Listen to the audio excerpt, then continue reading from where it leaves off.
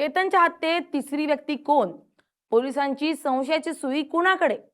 पुण्याच्या लोणावळा परिसरातील ऐतिहासिक लोहगड किल्ल्यावरून 26 वर्षीय व्यावसायिक वारसदार केतन अग्रवाल याला 230 फूट खोल दरीमध्ये ढकलण्यात आलं.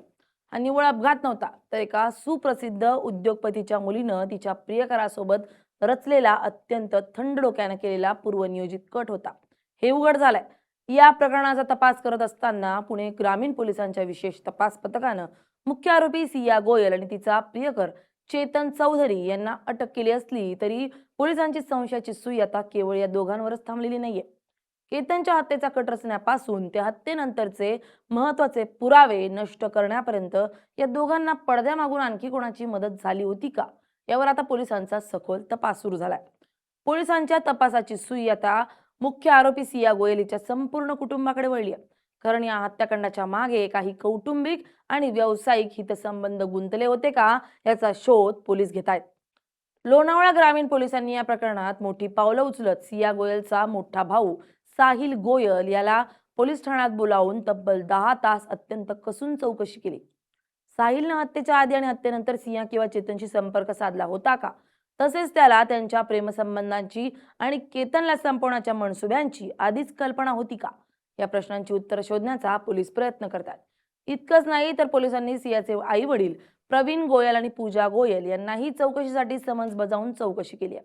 केतन अग्रवाल हा 600 कोटी रुपयांच्या व्यावसायिक साम्राज्याचा एकमेव वारसदार होता आणि त्याचा विवाह सियासोबत ठरला होता. या विवाहासाठी जयपूरमध्ये कोट्यावधी रुपयांचं भव्य बुकिंग करण्यात आलं होतं. सियाला केतन सोबत लग्न करायचं नव्हतं आणि तिच्यावर कुटुंबाचा प्रचंड दबाव होता, असा प्राथमिक अंदाज पोलिसांनी वर्तवला. त्यामुळे हा विवाह टिकवण्यासाठी किंवा केतनच्या संपत्तीवर डोळा ठेवून कुटुंबातील इतर कोणाचा या कटात प्रत्यक्ष अथवा अप्रत्यक्ष सहभाग होता का, याचा शोध घेणं पोलिसांसाठी अत्यंत महत्त्वाचं बनलंय. गुन्ह्यानंतर पुरावे नष्ट करण्याच्या प्रक्रियेतही आणखी काही लोकांचा हात असल्याचा पोलिसांना संशय आहे. कारण केतनला दरीत ढकलल्यानंतर सियानं अत्यंत चालाखीनं केतनचा मोबाईल फोन स्वतःच्या ताब्यात ठेवला होता.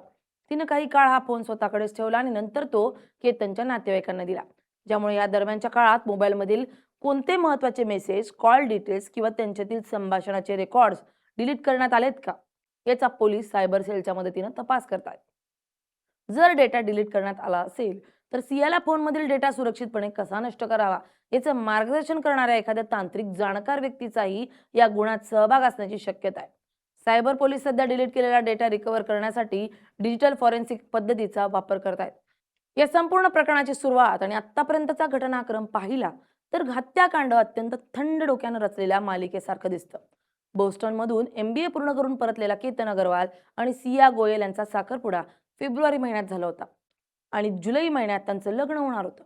मात्र सियाचा आधीपासूनच चेतन चौधरी सोबत प्रेमसंबंध होते आणि ती या लग्नामुळे खुश नव्हती. केतनला आपल्या मार्गातून कायमचा हटवण्यासाठी तिने चेतन सोबत मिळून अनेक महिन्यांपूर्वीच हत्येचा कट रचण्यास सुरुवात केली होती. यापूर्वी जून महिन्याच्या सुरुवातीला केतन आणि सिया यांचे इंडोनेशियातील बाली येथे प्री वेडिंग फोटोशूट आयोजित करण्यात आलं होतं. सियाला केतन सोबत देशाबाहेर जायचं नसल्यानं तिनं एक्सप्रेसवेवरील एका फूड मॉलमध्ये केतनच्या गाडीतून त्याचा पासपोर्ट चोरला आणि तो महिलांच्या स्वच्छतागृहात नेऊन फाडून नष्ट केला, जेणेकरून त्यांची बाली ट्रिप रद्द होईल आणि हत्येचा प्लॅन भारतातच कार्यान्वित करता येईल. बाली ट्रिप रद्द झाल्यानंतर सियानं 18 जून रोजी तिच्या वाढदिवसाच्या सेलिब्रेशनचं निमित्त साधून केतनला लोहगड किल्ल्यावर ट्रेकिंगसाठी येण्याचा हट्ट केला. केतननं सुरुवातीला इतक्या लांब आणि उंचावर जाण्यास नकार दिला होता, परंतु सियाच्या आग्रहापुढे त्याचं काही चाललं नाही. सकाळी दोघंही गडाच्या एका अत्यंत दुर्गम आणि खोल कड्याच्या टोकावर पोहोचले, जिथे चेतन चौधरी आधीच दुचाकीवर येऊन दबा धरून बसला होता. कड्याच्या टोकावर पोहोचल्यावर सियानं पूर्वनियोजित कटानुसार आपल्या बुटाची लेस बांधण्याचा बहाणा केला. तिनं खाली वाकून चेतनला इशारा केला आणि केतनचं लक्ष विचलित होता चेतननं त्याला मागून 250 ते 300 फूट खोल दरीत ढकलून दिलं. केतन खाली पडल्यानंतर सियानं स्वतःचा बचाव करण्यासाठी आणि हा अपघात दाखवण्यासाठी गडावर आरडाओरडा सुरू केला. ज्यामुळे सुरुवातीला पोलिसांनी त्या मृत्यूची नोंद केवळ एक दुर्दैवी अपघात म्हणून केली होती. परंतु केतनच्या वडिलांनी सिया आणि चेतन यांच्या वाढत्या जवळकीबद्दल केतनने आधीच व्यक्त केलेल्या चिंतेची माहिती पोलिसांना दिली, ज्यामुळे पोलिसांचा संशय बळावला. जेव्हा पोलिसांनी तांत्रिक तपास सुरू केला तेव्हा सिया आणि चेतन यांच्या मोबाईलचे डिजिटल रेकॉर्ड्स पाहून पोलिसही चक्रावून गेले. दोघांनी गेल्या 6 महिन्यात तब्बल 2000हून अधिक वेळा फोनवर प्रदीर्घ संभाषण केलं होतं आणि त्यांच्या गुगल सर्च हिस्ट्रीमध्ये माणसाला मारण्याच्या विविध गुप्त पद्धती शोधल्याचं आढळून आलंय. या भक्कम तांत्रिक पुराव्यांच्या आधारे पोलिसांनी 23 जून रोजी सिया आणि चेतनला अटक केली.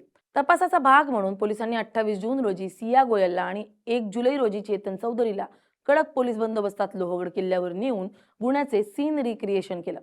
प्रत्यक्ष घटना कशी घडली हे अचूकपणे समजून घेण्यासाठी पोलिसांनी केतनच्या वजनाचा एक फायबरचा डमी पुतळा तयार केला आणि तो त्याच कड्यावरून खाली फेकून पडण्याच्या वेगाचा आणि परिस्थितीचा अभ्यास केला. आरोपींनी एकमेकांना कसे इशारे केले आणि केतनला कोणत्या अँगलनं धक्का दिला याचं प्रात्यक्षिक पोलिसांनी न्यायालयातील पुराव्यासाठी रेकॉर्ड केलंय. या गुन्ह्यात केवळ सिया आणि चेतन हे दोघंच थेट सामील होते की त्यांना घरातून कोणाचा पाठिंबा होता याचा पोलीस कसून तपास करतायत. लोणावळा ग्रामीण पोलिसांनी सियाचे आई वडील प्रवीण गोयल आणि पूजा गोयल यांना पोलीस ठाण्यात बोलावून त्यांची सखोल चौकशी केली आहे. सियाच्या आईने असा दावा केलाय की सियाला लोहगड किल्ल्यावर जायचं नव्हतं आणि केतननंच तिला तिथं नेण्यासाठी हट्ट केला होता. परंतु पोलिसांच्या तांत्रिक तपासात हा दावा खोटा ठरतोय. केतनच्या वडिलांनी आरोप केलाय की सियाचं कुटुंब सुरुवातीपासूनच अनेक गोष्टी लपवत होतं. सियाच्या भावाच्या भूमिकेबद्दलही संशय व्यक्त केला जातोय, कारण हत्येनंतर कायदेशीर बाबी हाताळण्यात आणि पुरावे नष्ट करण्याच्या प्रयत्नात त्याची काही भूमिका होती का या दिशेनं पोलिसांची चौकशी सुरू आहे. तसेच घटनास्थळाच्या सीसीटीव्ही आणि तांत्रिक विश्लेषणात एक संशयास्पद व्यक्ती हुडी घालून फिरताना दिसली होती, ज्याच्या चालण्याच्या पद्धतीवरून पोलीस गेट अनालिसिस चाचणी करत असून या कटात तिसरा पडद्यामागचा सूत्रधार असण्याची शक्यता नाकारता येत नाही. या प्रकरणाचे गांभीर्य आणि अग्रवाल कुटुंबियांची बाजू लक्षात घेऊन महाराष्ट्र सरकारनं हे प्रकरण फास्ट ट्रॅक कोर्टात चालवण्याचा निर्णय घेतला असून आरोपींना कठोर कायदेशीर शिक्षा मिळवून देण्यासाठी ज्येष्ठ कायदेतज्ञ ॲडव्होकेट उज्ज्वल निकम यांची विशेष सरकारी वकील म्हणून नियुक्ती केली आहे. थेट प्रत्यक्षदर्शी साक्षीदार नसलेल्या या गुन्ह्यामध्ये आरोपींना शिक्षा घडवण्यासाठी पोलीस आता केवळ त्यांच्या जबाबावर अवलंबून न राहता सायबर फॉरेन्सिक पुरावे, गेट अनालिसिस आणि डिजिटल चॅट्सचा भक्कम साखळी पुरावा न्यायालयात सादर करण्याच्या तयारीत आहे. पोलीस सध्या सिया आणि चेतनची समोरासमोर बसून चौकशी करत असून पुढील काही दिवसात सियाच्या कुटुंबातील सदस्यांच्या चौकशीतून या हत्याकांडाचा पडद्यामागून मदत करणाऱ्या आणखी काही चेहऱ्यांचा पर्दाफाश होण्याची शक्यता आहे. Bureau report, LS Marathi.